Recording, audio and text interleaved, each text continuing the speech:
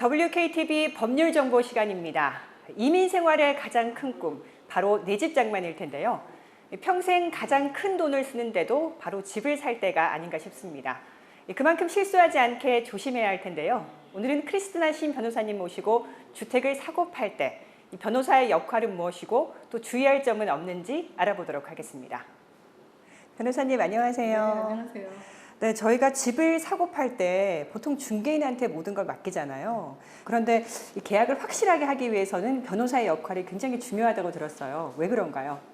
그 단계들이 있는데요. 사람들이 이제 집을 살 때 그냥 부동산이 계약을 부동산이랑 했고 그 다음에 융자를 했고 그 다음에 세르머니를 했는데 그 과정을 잘 이해를 못 하시는 분들이 꽤 많으세요. 그래서 이번에 이제 그 서베이가 나왔는데 5사람 중에 한 사람은 이 과정에 대해서 전혀 이해를 못했고 그 다음에 어떤 서류를 왜 사인했는지 그걸 이해를 못하시고 하시는 분들이 꽤 많으세요. 그래서 그 단계에 질문이 있으신 분들은 제가 이제 하나하나 이제 설명을 드리는 건데 컨트랙트 자체에 질문이 있으신 분들도 있고 이 계약서 자체에 왜 컨틴전시가 없는 게 잘못됐을 때, 뭐 인스펙션이 잘못됐을 때, 감정을 했는데 잘못됐을 때 이제 그런 거를 저희는 이제 설명을 해드릴 수 있죠, 손님한테요.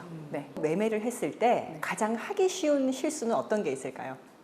부동산하고 융자하시는 분들이 이제 중간 역할을 많이 해주시니까 실수보다는 이제 맨 처음에 계약하시기 전에 그런 질문들을 하시면은 저희가 좀 더 도움이 많이 되죠. 이제 계약을 하실 때 요즘 같은 경우에 특히 집은 서플라이는 없는데 급하시니까 일단은 as is로 그냥 있는 뭐 하자가 있던 없던 무조건 그 집을 사는 게 목적이시니까 그러니까 검토를 하고 넘어갈 거를 다 이제 체크업을 하셔야 되는데 그걸 안 하고 무조건 계약을 하셨다가 나중에 이제 후회하시는 분들이 있으세요. 네. 그런데 이제 그 문제점을 저희가 이제 딜을 하는 경우가 있고 해결을 해드려야 되는 경우도 있고 그래서 이제 부동산이나 융자하시는 분들은 이제 그 상황에서는 손님이 원해서 이제 일단 간단하게 설명을 드리고 진행을 하시는데 또 나중에 손님이 또 마음이 바뀌실 때도 있으세요. 실제로 다 웨이브를 하고 들어갔는데 보니까 이게 아닌 거예요. as is로 샀는데 여기 있는 이런 하자가 되는 이런 부분에 대해서 그러니까 감수를 못할 이거 내가 고칠 수 있다고 생각을 했는데 나중에 가보니까 좀 내가 생각보다 문제가 크고 이제 그런 것들을 저희가 봐드리고 이제 해결을 해드리는 거죠. 사실 영어에 익숙지 않은 한인들은 내용을 잘 모르고 그냥 사인하시는 경우가 많잖아요. 그렇게 하면 안 되는 거잖아요. 그러니까 영어권이든 한국 다른 언어를 하시던 그 서베이 나중에 보면은 이제 그 서베이는 사실 이제 미국 전역의 서베이였거든요. 5사람 중에 한 사람만 이해를 했다는 거는 그거는 진짜 많은 분들이 거의 대부분이 사인을 하실 때 뭐를 사인을 하시는지 모르고 집을 구매를 하신다는 그런 뜻인데 그 세르먼 과정에서도 서류들이 엄청 많으세요. 특히 융자를 하실 경우에는 그러면은 뭐를 사인하시는지 모르고 그냥 사인하시는 경우가 있는데 그것도 저희가 하나하나 이제 설명을 해드리는 게 저희의 잡이죠.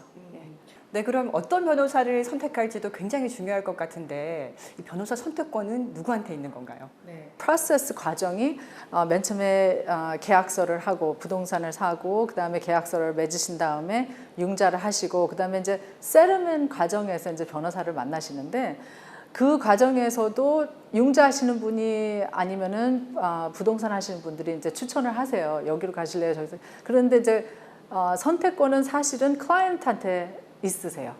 네. 그래서 혹시 아시는 분이 있다든지 편하신 변호사가 있으시면은 주장을 하실 수가 있으시죠.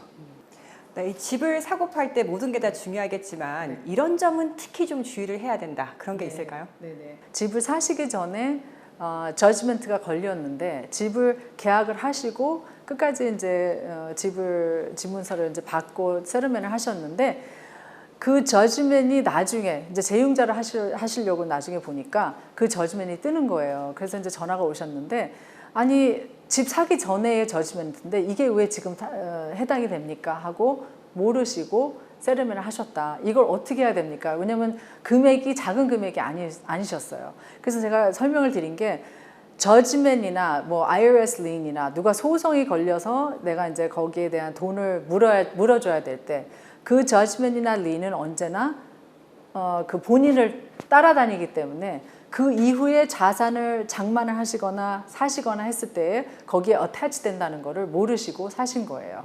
그래서 이제 이 집을 파실 때에 이 저지먼이 20만 불이면 그 20만 불을 해결해야지만 이 집이 팔리는 거죠. 네, 재융자 할 때도 마찬가지고요. 그래서 계약을 하시기 전에, 왜냐면 계약을 했다고 해서 이걸 취소할 수 있는 상황이 아니거든요. 그리고 우리 한국 분들은 저지먼이 돼 있는 조차도 모르실 때도 많으세요.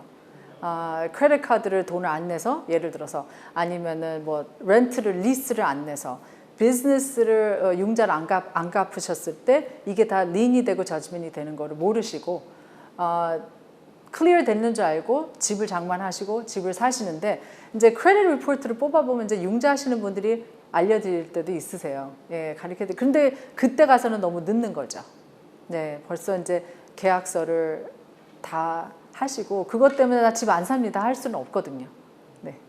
이 주택을 사고 파는 일이 일생에 몇 번 없는 아주 중요한 일인데 또 한국 사람들은 그 빨리빨리 하는 성격 때문에 실수하는 경우도 있다면서요.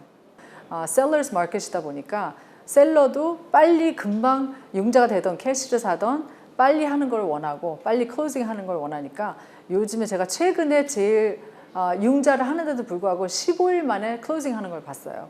근데 그 15일 안에 뭐를 다 서류랑 이걸 다 어떻게 감정서부터 그 단계를 어떻게 다 밟았는지 싶을 정도로 네, 그렇게 빨리 진행이 되기 때문에 좀 심사숙고 천천히 이제 부동산이랑 융자하신 분이랑 변호사랑 이 셋이서 다 이제 그 조언을 제대로 받고 하시는 게 아마 좋은 것 같아요.